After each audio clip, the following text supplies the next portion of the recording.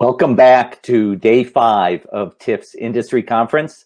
I'm Thom Powers, the festival's documentary programmer. I'm coming to you from my home in New Jersey, the traditional territory of the Lenape. Before we get started, I want to thank our lead sponsor, Bell, our major sponsors, RBC, L'Oreal Paris, and Visa, and our major industry supporters, Telefilm Canada and Ontario Creates. This panel is presented by Showtime Documentary Films. I'm very much looking forward to this dialogue with Sam Pollard and Shola Lynch. As most of you know, Sam is premiering his new documentary, MLK FBI, at TIFF this week. He was last at the festival 2 years ago with his film, Sammy Davis Jr., I Gotta Be Me. And at that time, I interviewed him at TIFF's Doc Conference. And you can find that conversation on TIFF's YouTube page or on my podcast, Pure Nonfiction. We talked about his collaborations with St. Clair Bourne, Henry Hampton, and Spike Lee, in addition to some of his films, especially Sammy Davis Jr. that had just come out. On this occasion of the premiere of MLK FBI, we wanted to put him in dialogue with filmmaker Shola Lynch. Sam was the editor on Shola's first film, Chisholm 72, Unbought and Unbossed, about Shirley Chisholm's run to be president in 1972. And Shola was at TIFF in 2012 with her film, Free Angela and All Political Prisoners, that played as a gala. Shola has another job at the Schomburg Center for Research in Black Culture in Harlem, where she's the curator of moving images and recorded sound, and she continues to make films. Both Sam and Shola's film making is strongly rooted in history in ways that resonate with contemporary times.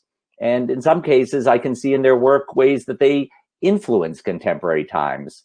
I think of the film they did on Shirley Chisholm, and I don't think that this generation would know Shirley Chisholm as much if it wasn't for that film. So I'm mostly going to stay out of the way today, but if you have questions, please type them in to the chat box in the lower left. Near the last 10 minutes, I will jump in and try to moderate some of the questions we get from viewers. Otherwise, this will be a dialogue between Sam and Shola, and I want to bring them onto screen right now. Please welcome Sam and Shola.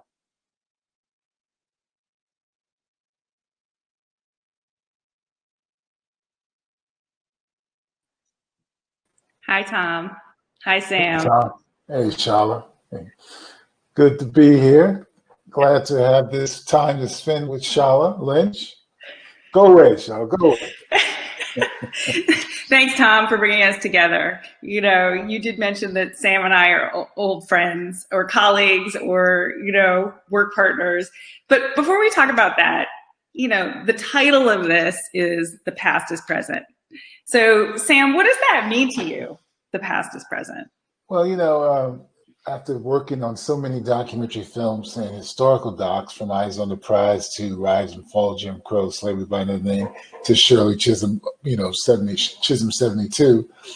To me, what's always been fascinating about working in this area of the documentary is that even though they're historical docs, they really resonate with the present.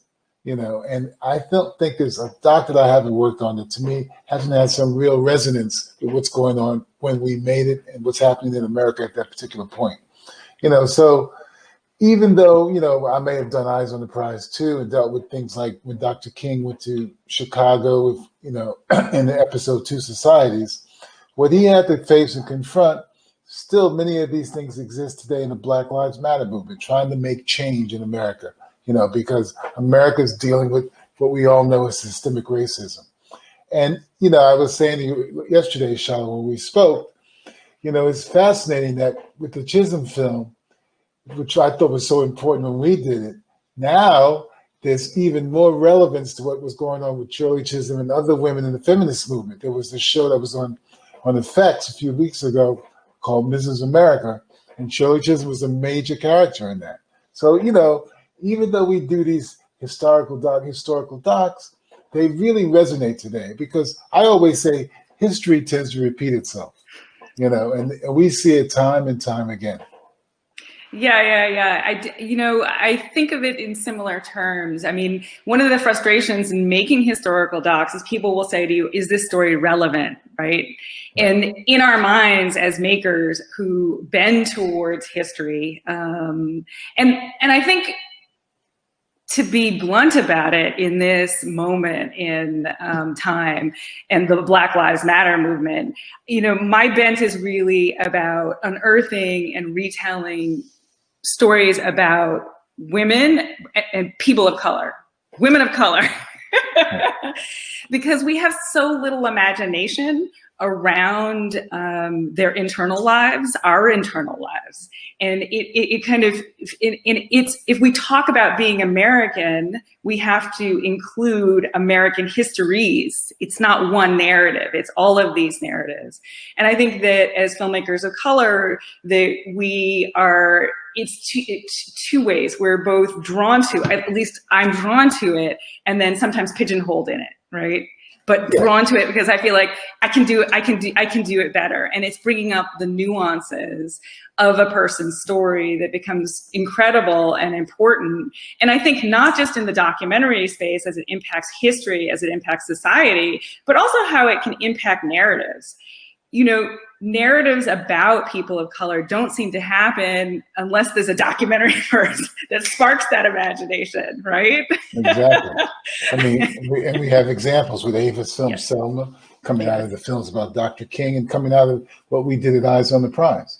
One of the things that, when I was a younger filmmaker and I was a young editor, one of the challenges I had to confront was, what type of films did I want to be involved with? What type of films did I want to make? Now, quite honestly, when I first got to the business, my attitude was, I want to be a part of what I thought was the American melting pot.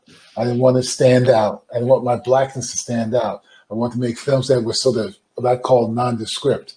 But fortunately, in 1980, I was introduced to St. Clair Bourne, a pioneering documentary filmmaker. And I worked with him on a documentary about Chicago blues musicians. And we spent 6 months in the editing room. And one of the things that Saint made me realize, what you're talking to, is that we have to have the ability to be able to tell our stories. Because if we don't tell our stories, no one will, or if they will, they won't catch what you said, which is important, the nuances in telling our stories. I remember when you interviewed me for Shirley Chisholm, and you were going on and on about how important it was to tell this Black woman's story, and really. You said on and on, Sam. I don't think that's how I remember it. On and on. But you were passionate. Articulating my vision. You were articulating your vision. And I was caffeinated, probably. Okay. Right. But you were basically saying this was an important story to tell, and this is a part of the story of an American person, historical person, and it was a story that hadn't been told, which was necessary. Which is the thing that you and I have confronted time and time again, making sure our stories get told, because if we don't tell them, they may get told sometimes, but not the way we think they should be seen. Yeah. So I want to put a little context on that last comment, Mr. Sam Pollard, right? So, I came to filmmaking almost accidentally. I had a master's in American history. I was going to be a curator in a historical institution using stuff on walls. Like, who became a filmmaker? It was, I went to the University of Texas and ran track, hook 'em horns, and Robert Rodriguez was there. That was a filmmaker. Me, Shola Lynch, okay. Out of graduate school, though, I landed a job because I was an excellent researcher and I understood also photographs with Ken Burns. And the last time I was on the TIFF stage, actually, it was a conversation with Ken Burns. And I worked for about 3 or 4 years with him. And what I discovered is the power of vision, right? He takes a story and everybody works towards his vision of that story. And so you can be there, and that's amazing to see. I was like, wow, filmmaking. And then I started to think, well, what is the vision of my vision, right? And what is the first, what stories would I want to tell? And I noticed that women are marginalized. It's like, that's not the main story. It's a sub story, et cetera. And literally, without the absurdist nature of it, like a Tom Stoppard play, I literally wanted to shift. Do Rosencrantz and Guildenstern, but it was Shirley Chisholm. But I also knew that as a first-time filmmaker, you get one shot. And if I was going to make a film and fail, I wanted to fail on my own terms, right? And not make what I thought should be somebody else's film or a watered down version of blah, blah, blah, blah, blah, blah. And so when we were talking about the team, we wanted people who would make us better. And I remember you came in and I gave you the pitch and I was there, the producer, and you were reserved but powerful, Sam, you know, your physical presence, you understood it. And as soon as you left, and this is like, did we have cell phones? I don't know. We looked at each other, we're like, we're gonna call him, he's got the job. Because you were open to me as a first-time filmmaker, number one, but also you understood the history and you were gonna be a good point counterpoint. You weren't gonna be a pushover in the editing room. No. That's for sure, Colin. That's for sure. Not a pushover. Yeah. I've never been known to be that. Exactly. You know, you ask Sam his opinion and he's going to give it to you. Yes. So, but we were talking the other day, yesterday, and you said you had worked with Stanley. I didn't know you had worked with Stanley before. Well, I'm actually kind of show running a series of shorts for him right now about Black history. So this is my first time working with Stanley. You know, mostly I do my independent films, right? But before we leave and talk about that, I want to go back. You mentioned Henry Hampton and St. Clair Bourne. And let's talk about some of the filmmakers that have been making historical docs that influenced us along the way. Well, I always say Saint is primary for me as a mentor, as a close friend, as a documentary filmmaker. And he made me realize at 30 years old that, you know, I had this huge responsibility to tell our stories, be it as an editor or be it as a director. So I embraced that from that point on, and I still embrace that. And then fortunately, you know, 7 years later, I was working at this series, on the series 321 Contact as an editor, and my assistant at the time, Meredith Wood, said that Henry and Blackside was looking for a producer-director for Eyes on the Prize too. And I went to Boston, I sat with Henry, and the thing about Henry that was very different than Saint was that he was, I say, a very observant man. You know, he would let you talk. He wanted to hear how you were thinking. He wanted to hear what your ideas were. He gave you a lot of rope to hang yourself to, you know. And so when he brought me onto Eyes, he basically gave me this, you know, belief that I could I was going to edit the shows, but I was going to co-direct with my partner, Sheila Bernard. And the thing that was really challenging about Henry, quite honestly, through that whole Eyes on the Prize 2 experience, is that every time we as a team would go in and show him a cut, he would always say, he would never give you his opinion initially, immediately. He would say, so how do you think it's working, Sam? You know, he would challenge, how do you think it's working? Do you think it's really coming through? Is the story arc working? You know, because he was very into the idea of the 3-act structure, you know, and he was like always challenging us to step up our game. And I have to tell you, you know, like a lot of editors up to that point in my career, I complained all the time about producer directors not getting the goods, not getting the good interviews, not asking the right questions, not shooting the right footage. Now here I was on the other side of the table, and now I'm worried about the goods. You know, did I get the right footage for the editor to work with? You know, and Henry was always honest about it. You know, so it was really a baptism of fire working for Henry. I was like, wow, man. Well, I wasn't quite sure that I would make it through it, you know, after about 4 or 5 months working on that series, but I soldiered through. But he was a man that was, I think of him not so much as a filmmaker like Saint, but as a real visionary in terms of his overview, the stories he that was important to tell in terms of the African-American experience in America, a real visionary. Yeah, I mean, he shapes my perception of the civil rights movement with Eyes on the Prize. And then I can imagine the pressure of Eyes on the Prize too, because you got to come with the goods, as you were saying. It was funny. And his belief, which is contrary to how many historians feel sometimes, is that you can talk to the people that lived it, that they are the voices. that you're going to weave to tell the story. And it's not a third party, which is so important when we're talking about Black history and Black voices, because how our voices are perceived, there's dissonance often.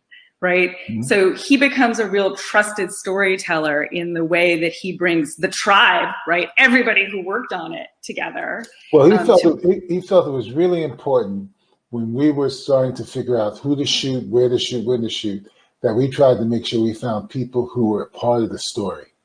You know, something that I've believed in ever since now when I make films. I'm always trying to find people who are connected to the story because it makes it more human and more emotional if you have those people, you know. Yeah. So that was a big thing with Henry, a major, major thing. And it helped in terms of shaping the story as the story unfolded. And also as the way he structured his business, it was a training ground for so many people. I mean, so many people whose work I admire, including yours, Sam, come out of like that training ground. Well, it was Orlando Bagwell, yeah. It was Nolan Walker, it was Louis Messiah, it was myself, it was a bunch of us, you know. Ruth Smith, Llewellyn Smith, there was a bunch of us who came out of that, yeah. You know, out of that incubation.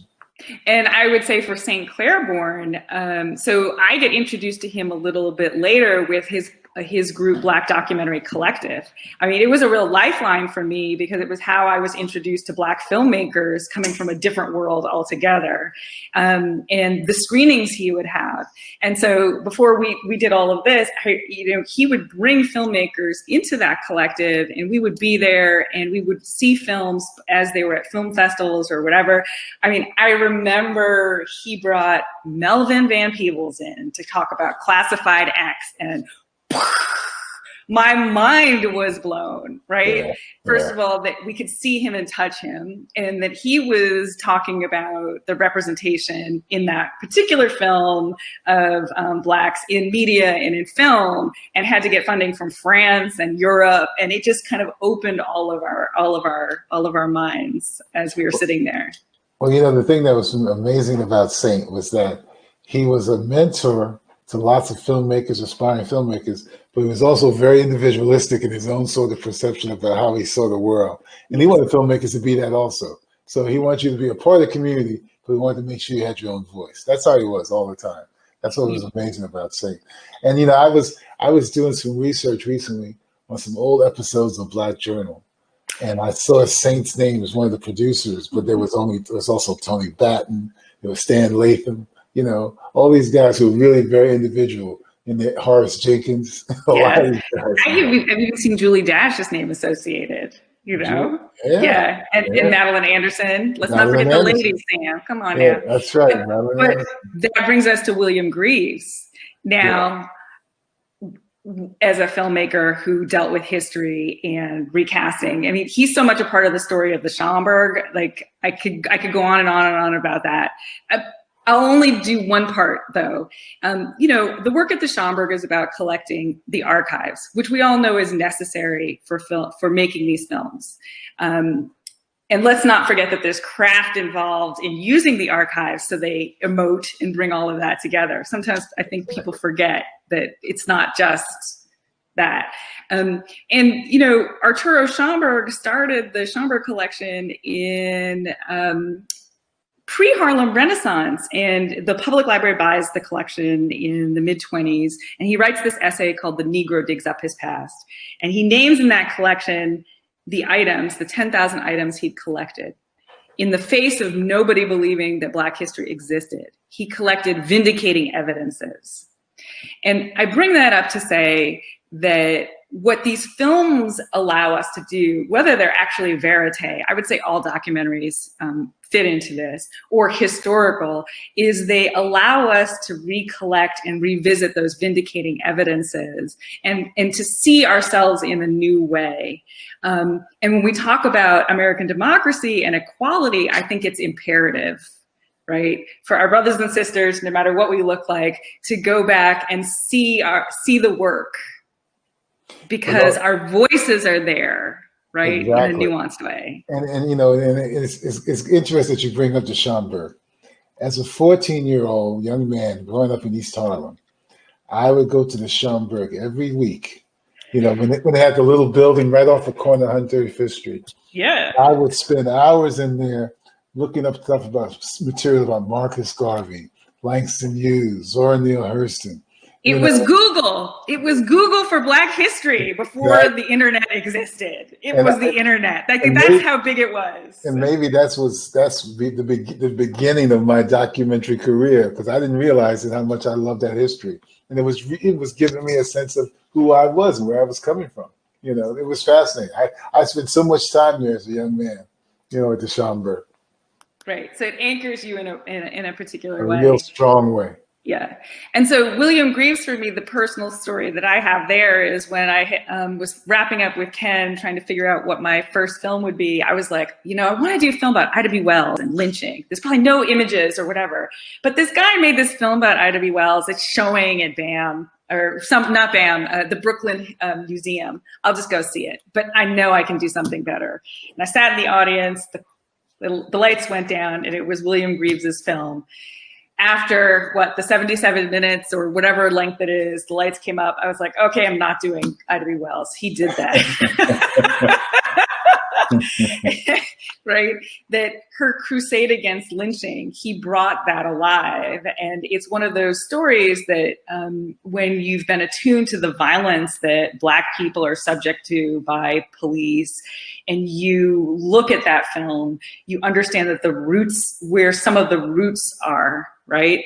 And even Ida's own kind of development, as though, you know, the amount of violence can't possibly be as strong and as true. And then a friend of hers is lynched, somebody she knows is not a rapist, is not a bad person, and it completely shifts her point of view, and she becomes essentially an activist, right? And it's so it's a good film to see right now at this time, but it's also reflective of what it's like and what Du Bois talks about, right? The warring souls, right? Of double consciousness, exactly. That, you know, we're educated to be American without any qualifications. Yet there are moments in your life where you're distinctly not American, or you're hyphenated American and treated in that way. And so you have to kind of re-educate yourself about history. And this is where the power of the films, documentary and narrative, I feel like, but narrative folks, I feel like they could use our help, Sam. I feel like they could use our help with a little nuance. But you're right. That's the power of film. It's the power of film to help you sort of rethink how you're supposed to look at yourself. And, you know, and that's why we do what we do. I mean, the thing that's fascinating about Bill Greaves, who I used to go to lunch with a lot in his last years. There used to be an Indian restaurant around the corner from his office that we would go to and have lunch. And Bill not only made these very powerful documentaries of Ida B. Wells and Ralph Bunche and Ali and stuff, he was also, which most people aren't aware of, he was a fascinating experimentalist. I mean, have you seen the Simpson Bill Taxi Platinum Take One? Yes, because it was reissued. Because it was reissued. What Criterion? Am I getting that right? Criterion. It's extraordinary that Bill, you know, could take what he understood as a historical documentary filmmaker, but then really challenge our expectations about how you see film, how film works in front of the camera and behind the camera. To me, it's Bill's greatest film. You know, and he was just a wonderful filmmaker. Yes, well, I mean, and he also didn't like being pigeonholed, right? No. I mean, none of us do. We all feel like what we're trying to do is tell excellent stories using film, whether it's documentary or narrative or That's the idea, to kind of be open and be able to have people look at you and say, you can do that. Can you make that? I can make any kind of film. Now, do you guys, does the Schomburg have Bill's collection now? We do. So one of my, I have my glasses on so I can say nerdy pleasures, is the archive, right? So, you know, the way you teach, I kind of unearth archive. And the Schomburg collection it was a wonderful stack of boxes, right? But what we had, we weren't sure of. And so doing the work, which is very much like filmmaking, raising money, helping the institution to unearth them, and discovered 500 boxes of William Greaves material. Wow. Exactly. His pretty much complete filmography. And so we had to raise money for inventorying all of it along with the entire collection. And so now we have an inventory and we're trying to do some restoration for a couple of his films, Still a Brother and The Fight. Gary, Indiana was just remastered by Indie Collect, and I think is coming out on DVD as well. Well, that's when he did he followed the big Yes. So let's talk about that for a second. You know, what he was able to do with the National Black Convention in 1972 is cover it in the way the media didn't even think to do, right? So his cameras were there covering the first convening of Black political voices since Reconstruction, right? And it's mind-blowing to think about that. And it wouldn't have been possible, of course, without the Civil Rights Acts, right? So it's not as though we didn't want to meet to talk about politics. We were barred from participating in politics. That's exactly right. And you know, I had a long conversation with Bill because we licensed some of that footage when I did Eyes on the Prize too, you know. So I had watched all that material and I said, Bill, we really need to use some of this stuff. And we had to negotiate. And he finally agreed to the fee. And that's one of the best segments in one of the shows I did, watching, you know, the Gary material. It was fantastic, you know. And he surrounded himself, you know, Saint was mentored by Bill. You know, a lot of filmmakers were mentored by Bill. Stanley was mentored by Bill. So he had a big presence in the documentary collective for lots of us, you know. Yeah, I think it's important to do a little bit of name checking in it because it's unwritten history, right? Exactly. And so we've got to start writing it down, Sam, right? The history of independent Black filmmaking. Hollywood folks always get their due. I mentioned Bill Greaves, St. Clair Bourne. You know, you got to mention all of these people, you know. They're very important. Madeline Anderson, like you said, she's a very important filmmaker. Yes. Wonderful editor, too. Fabulous editor. You know. Exactly. So should we talk about your current work then, Sam? If you would like, I would be very pleased. Yes, absolutely. We should do that. So tell me a little bit about how you came to this story, and, you know, I'll ask you a few questions about your choices and so on. But I have to say I watched it. I really liked it. I loved it. Thank you. You took me there. Thank you much. Well, 2.5 years ago, the producer of the film, Ben Hadeen, we had worked together on this other documentary, Two Trains Running. And he had just read David Garrow's book about Dr. King and the FBI. And he said, this would be a great film. We should make this as a film. So he sent me a copy of the book. I read it and I absolutely agreed. I said, man, this is an important film. Now, I knew David Garrow from Eyes on the Prize because he was one of our major consultants because he had written Bearing the Cross about Dr. King and the SCLC. So we reached out to David Garrow, and about 2.5 years ago, we went to Pittsburgh, where he lives, and we did a 4-hour interview with David Garrow about Dr. King and Edgar Hoover and the FBI as the sort of the frame to tell the story.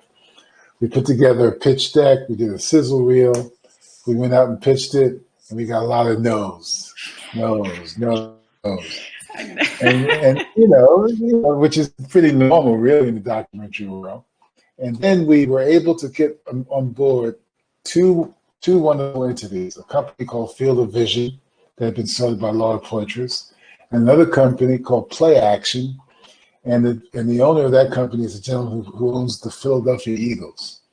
And his main person, Maria Trace, she basically loved our sizzle. She loved our proposal. And these two companies, along with Cinetic, who's repping the film, we were able to get the film funded. And I would say about a year and a half ago, we went and did a second interview with David Garrow, a little shorter one. And then we interviewed in the fall of 2019, Andy Young, Clarence Jones, James Comey, two historians, Beverly Gage and Donna Murch, you know, and basically that was it. We hired a wonderful archival producer named Brian Becker, and the editor is a woman named Laura Tomaselli. We started editing like November of 2019. And, you know, and it took only 2.5 years to get this whole film done, which is, as you know, for a documentary. That's speedy. Pretty fast. It was pretty speedy, you know. And it was really, you know, it was in a way, again, me digging into the roots that I know about the civil rights movement and uncovering things about Dr. King and the surveillance by Hoover. So this is what I want you to answer. Why another film about MLK? Because right? I thought it was a way to look at it from a different perspective. There's some, every major personality, there's so many ways to look at a person. I mean, we've seen the Dr. King from Montgomery to Memphis. We've seen Dr. King in the film that was done for HBO a few years ago by, I forget the filmmaker. I can't think of his name. And there's always a film about there's Orlando's film about Dr. King. Mm-hmm. There's always something with Dr. King, but I thought it was a way to look at Dr. King from a different perspective. He seems a little more vulnerable. He seems a little more conflicted. He's dealing with the constant presence of the FBI, wiring his hotel rooms, bugging his offices and stuff. He's got people who are informants working for him. So we thought it was a way to really sort of look at this obsession that Hoover and the FBI had with King, and that the fact that when you think about it, which is always, even for me, amazing, that back in the 50s and the 60s, he wasn't the great icon that people love today. I mean, there's a segment in the film where these man on the street interviews, and this white guy says, Hoover says he's bad, but he's worse than that. And then this white woman says, I just think he's too uppity, And then there's this new show where this columnist says to Dr. King, don't you feel responsible for starting all these riots in the streets in the cities? Aren't Negroes asking things too fast? Aren't they want things to happen too fast? It's like, whoa, And then the fact that when they took a poll after King and LB and J. Edgar Hoover met, basically 50% supported J. Edgar Hoover and only 15% supported Dr. King. I mean, it's amazing how the world has changed its perspective on how they see King and how you see J. Edgar Hoover now in the 21st century. Yeah, it was quite astonishing to see him keep his cool in those instances and not bat an eyelash. And, I kept thinking of, that this is, you could see him seeing things in a different light and trying to figure out how to articulate that. And I think it's one of the frustrations sometimes, it's one of the frustrations of Blackness in American history is that your view is not acknowledged. And often, right? And we have moments where things open up. Like this is a great moment where things are opening up. People are more open to a wider array of perspectives, right? And ideas.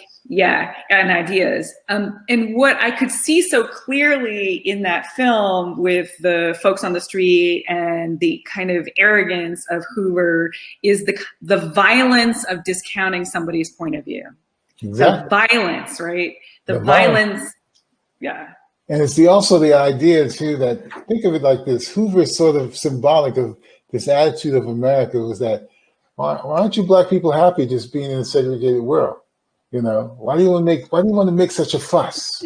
What's the fuss? It's like amazing, this mindset.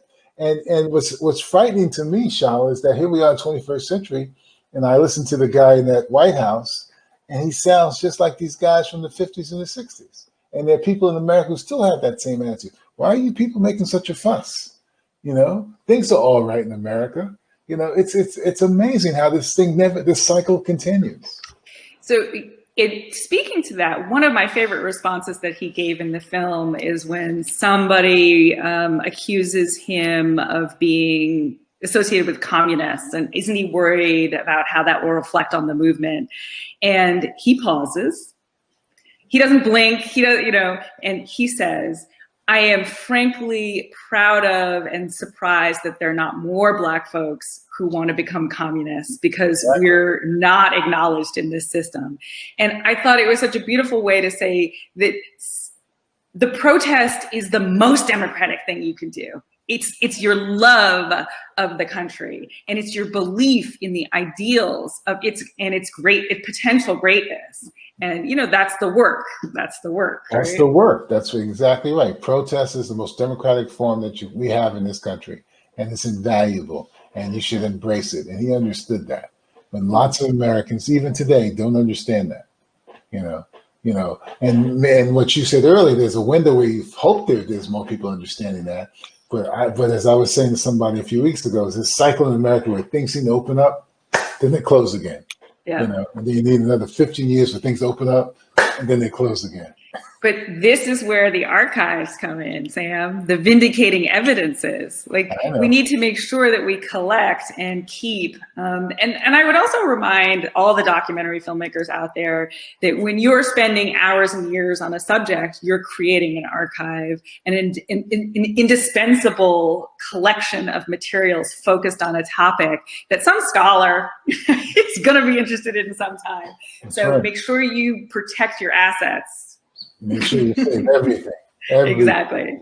Exactly. They're going to be invaluable one day. Invaluable. Exactly. You know? I was just thinking when we talked earlier yesterday about Sonny Rollins. When I finish my Max Roach film, I'll give my archive to the Schomburg. All right, so we'll take it. We'll take it because we do have Sonny Rollins. We do, yeah. And he just turned 90 the other day. I try and call him regularly, and you know, he's become part of my extended historical living family, right? Oh, yeah. It feels like light and art and energy to be in conversation with him. He's a great man. He is. He is a great man. He is. So where should we go next, Sam? Well, you know, the thing that next is always, what's the next film that we're both trying to do to keep this past present, you know? And for me, you know, after this one, it's, you know, it's a film that's not in the same wheelhouse for me, but it's a film that's going to probably look at, you know, a gentleman named Ruben Hurricane Carter. Who was a boxer, a notable boxer in the 60s, and then was arrested for, some triple murders in Jersey, and basically got communities to support him, people like Bob Dylan and Ali. And finally, after almost 20 years in prison, was released. But he was a very strong sort of angry black man who also had a very strong activist agenda. So I've been developing that with a company in England. Hopefully, we can get it off the ground. Didn't Denzel Washington play him? Hurricane. Hurricane. Yeah, the Hurricane. But exactly. This story has some new angles that I won't reveal here. Cannot reveal. Yes. Yeah. So I'm working on my first narrative. I'm bringing that along, and and of course it's centered on a story about a woman, and hopefully we're in the time, and a woman of color who and hopefully we're in the context where that is possible to make.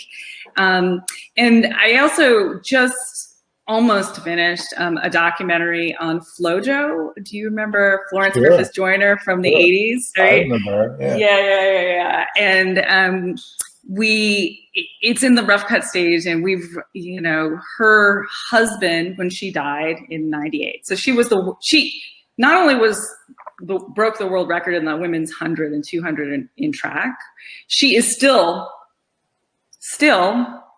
the world record holder in the 100 and 200. Wow. Yeah. Wow. 88 to today. And wow. If she were a man, if she were Lance Armstrong, we would know her name. And so I very innocently thought, this will be great. It'll be fun. It'll be a sports story, glamour, long hair, nails, outfits, etc. And it's turned out to be one of the hardest films to make. And what became hard is her husband decided he didn't want to participate after sitting for 2 interviews. And so I'm working on legal aspects for that. But he controls the estate. I imagine he controls the estate. He controls the estate. Well, he sat for interviews. And so it is a question of, and I think this is something we all run into as filmmakers, is how much, when do you walk away? Do you walk away? How much is important? Is the story important to tell? And when I think about a woman's voice and a woman's voice in sports, like we have to understand that without Florence, there would be no Venus and Serena. Exactly. That what she did in the 80s was so incredible. And the fact that what she was able to achieve is being shunned aside, has a certain level of violence to me.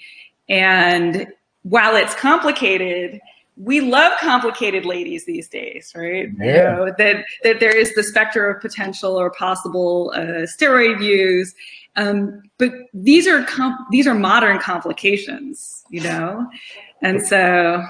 But you really have no choice. You have to stick to it and get this film done. Oh, Sam, I love hate talking to you. Yeah, right? And that's exactly it. No choice. That's exactly it. Yeah. So, you know, my films don't take two years, Sam. Mine still take 5 to 10.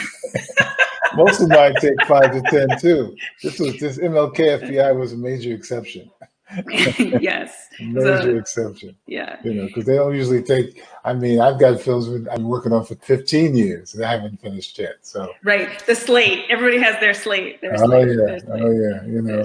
But my attitude is simply is this. You know, to keep making films that tell our stories, to try to make sure I'm engaging audiences, and to come up with new ways to tell our stories so they're engaging and fascinating.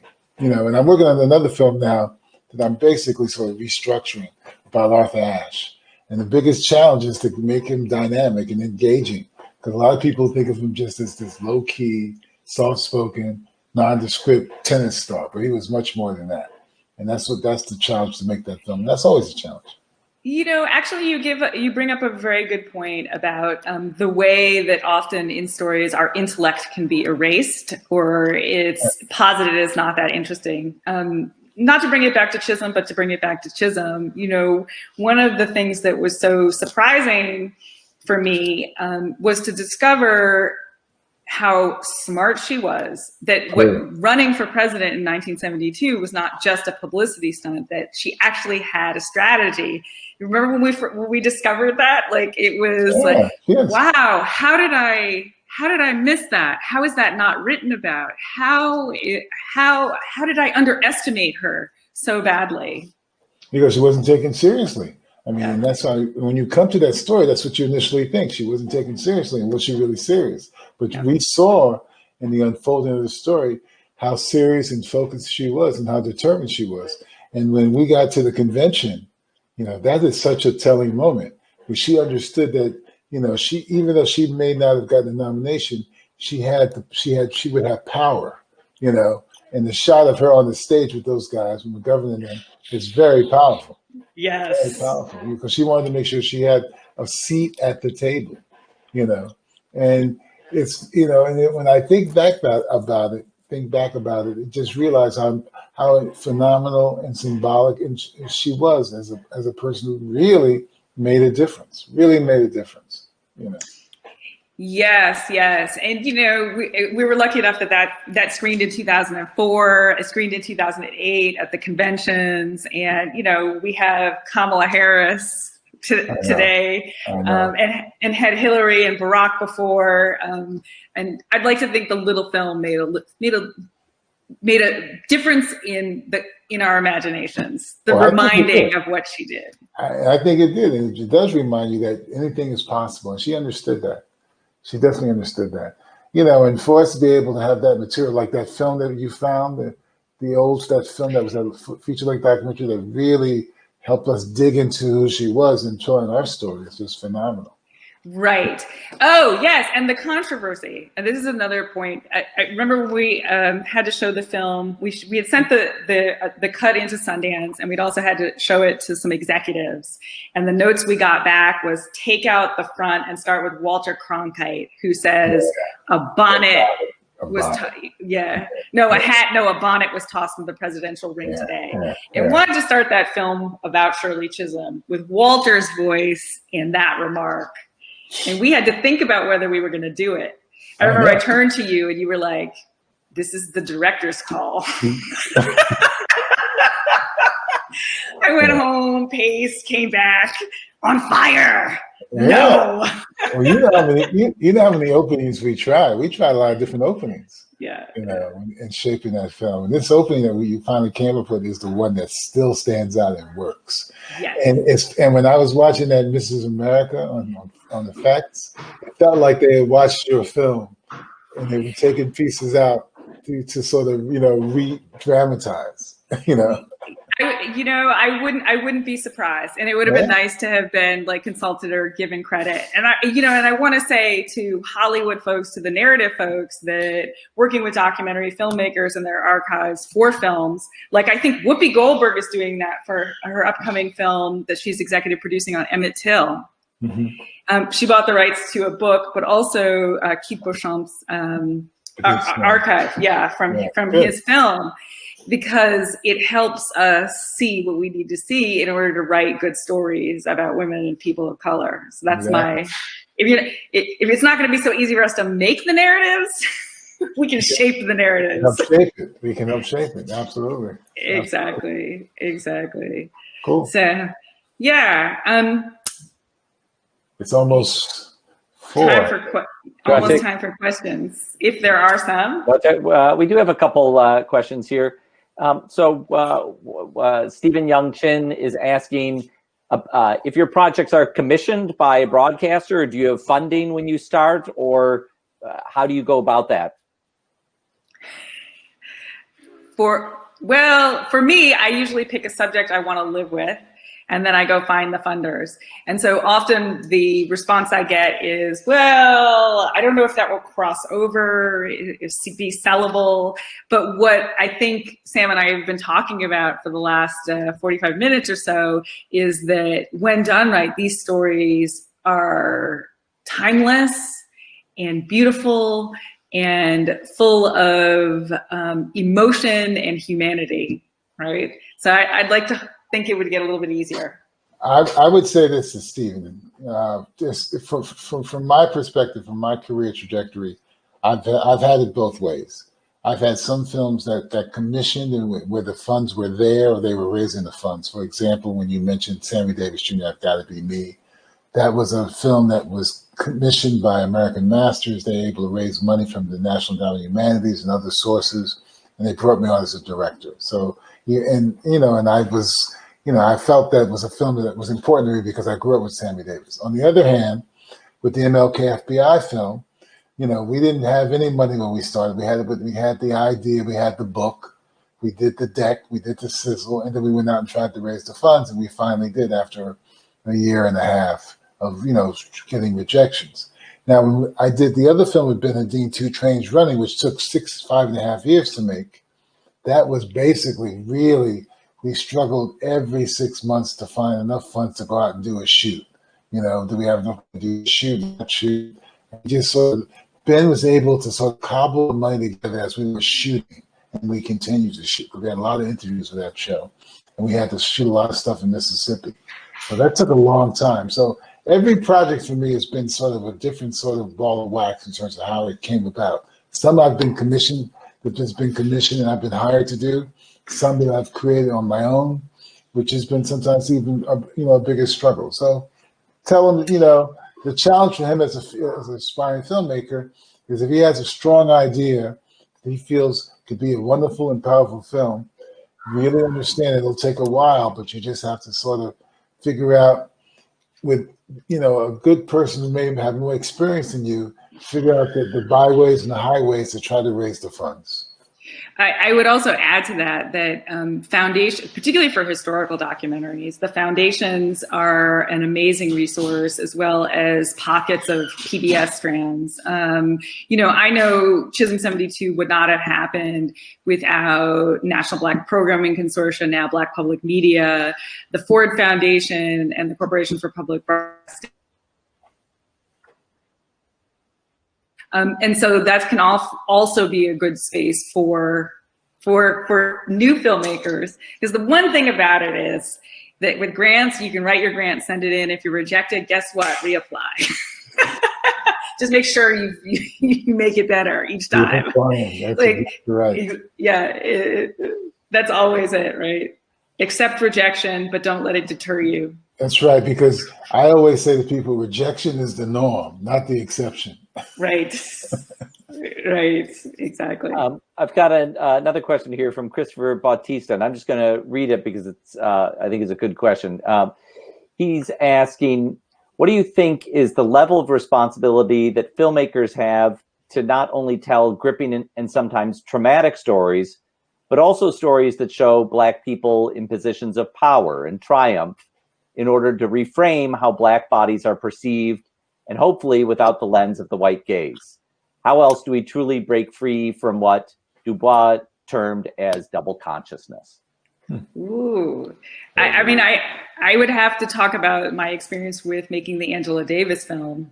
One of the things that became super clear, you know, Angela Davis, academic, radical activist in the 70s, and she is implicated in a crime, and FBI chase, et cetera, and she's acquitted by an all-white jury. Right. She wins. Yet nobody believes it. Like, people don't believe it. So part of it is, to your point, that we have a narrative where in this culture, we do things where it is noble and we don't quite make it, right? Or we die at the end. And when we win, it's seen as not believable. So I think about that narrative around Angela Davis. I mean, who in the 70s was a European trained philosopher? Not many white people, let alone Black people. And so the idea was she should be happy to be American, but it gave her the tools to actually criticize, you know, capitalist culture. Still, we don't think of her as our president would say, a winner, but she won. Yeah, my response to the young man's text would be, I think, you know, we're not monolithic as Black people. Our stories are very diversified and varied. And a filmmaker or filmmakers should be able to tell all aspects of our lives. Those that ennoble us, those which are more complicated. I think they all have value, you know, and it changes how people perceive and look at us. If we can cross so many boundaries in how we tell our stories. But Sam, let's talk about but the stories that sell are not always those stories. That I think that is, so for the Angela Davis film, we couldn't raise money in the US. We had to go to France to raise money, where they exoticize Angela as, it was like, Angela Davis, oh, she's so beautiful, she's a communist, who cares? Here, it was post 9/11, and I couldn't get traction. And I'm pretty good at the pitch, Sam. Mm-hmm. You know, I mean, that's something we always confront. I mean, someone will say to you, "Oh, this story's not sexy enough. This character's not sexy enough. How are you going to make it sexy and attractive?" I mean, you know, we've heard that term so many times. And sometimes, like you had to do, you have to go outside the borders of America to be able to find the money. I'm doing that with my Max Roach film now. I'm reaching out to Japan. I'm reaching out to Paris. I'm reaching out to Germany to see if I can get some traction to finish that film, because I'm not getting any traction here. You just have to stay the course, because, you know, it's, as we were saying earlier, the film documentary business, making films is not an easy task. It's never going to be easy. But if you believe in your story and your subject, you will, by hook or by crook, figure out a way. Yeah, I think of Be Water to reference another documentary as just out. We must be water. Mark Glassman has a conversation about all your work with archives, and I think especially of the MLK FBI film, Sam, for people who haven't seen it, it's not that you're just working with archives about Martin Luther King. You're working with Hollywood films that show the way the FBI was depicted in the 1950s. You're really using a wide variety of different source material. So can both of you talk about, you know, working in the archives, what that process is like, you know, how you collect stuff, how you know when something is going to work? And I assume part of the experience of also working in archives is knowing when you're going to be able to afford to use the source from a certain film. Good, Shola. Oh, yes. I mean, what I love about the archives is the sense of discovery, right? We think exploration is just future exploration, but there's so much exploration in the past that can be had. And it's about really budgeting the time to do the work. because it's not fast. If you're talking about a quick turnaround, you're going to get whatever at the major archives, right? That's already digitized and ready to go. But what Sam and I are talking about are those archival discoveries that come in somebody's attic or basement, or even of some of the archives where they hadn't quite tagged things the right way. You know, the Angela Davis film, we found footage of her on the sidelines after a Black Panther shootout, and it was interview with Woman with Afro. That was Angela Davis. But the person who did the interview didn't know that was Angela Davis. And then it got tagged as not Angela Davis. And then it goes in miscellaneous afros, right? This is what happens to our history. And the Chisholm film, too, the Pursuing the Dream documentary that was made by Tom Werner, of all people. And he didn't even have a copy of it. We found in, was it Fred McDonald's attic? Yeah, that's where we found it. Yeah. So we all have those stories, but the hunt is fun, right, Sam? The hunt is extraordinarily fun and engaging. The thing that I love about working with archives is that, as Shola just said, you find things that you never thought existed, or you find them in unexpected places. You know, it's like, even with the MLK FBI film, there's material of Dr. King that I hadn't even seen. So, for example, when he's on the Merv Griffin show with Harry Belafonte, maybe I saw it, but I didn't remember it. But when we see this footage of him with his kids and his parents, and his kids are playing in the room, that's new footage. When we see that some of the footage that we found of James Earl Ray being arrested in England, that's new material. So it's like being an anthropologist. You're going into a dig and you unearth something, you say, wow, this is new. And and if you have the time and the patience and the money, you can find these things. I mean, as Shola said, if you have a quick turnaround, you usually go to the same old stuff. But when you have the time, like we did on this film, you can really dig deep. And the other important person that's a part of this archive, dig, is the archival producer. Yeah. And in this case, this gentleman, Brian Becker, he would leave no stone unturned. He did an extraordinary job in finding stuff that I hadn't seen. Now, it's interesting, Tom, you mentioned the 50s films. Now, this is the geek part of me. Knowing that we were dealing with the FBI and dealing with how they were perceived in the 50s and the 60s, I had seen all those films. So I said to Laura, I typed up a list. I said, here's a list of films you need to see. We need to get copies of, because it's about the FBI. Big Jim McClain with John Wayne, Walk a Crooked Mile with Dennis O'Keefe, The FBI Story with Jimmy Stewart. I had seen every FBI Girl with Audrey Totter. I'd seen all those films. So I knew that this was the stuff that we could use to help tease out that story. It was such a beautiful choice because the FBI was consulting on all of them. That was the image that they wanted to project. So it wasn't even somebody else's image of them. It was theirs, the G-Man. Well, Sam and Shola, we are out of time, but I thank you so much for taking the time to share your insights with us. It was a lot of fun to listen into this. MLK FBI is playing this week at TIFF. It comes to the New York Film Festival after this. Shola Lynch's films include Chisholm 72 and Free Angela and All Political Prisoners. And now she's got to go back to work on her Florence Johnson film because Sam said she couldn't quit. Yes. Flojo. Flojo. All right. Thank you both. All right, thank you. Take care, Shola. Be good, Bye, Tom. Sam. Thanks, Bye. Tom.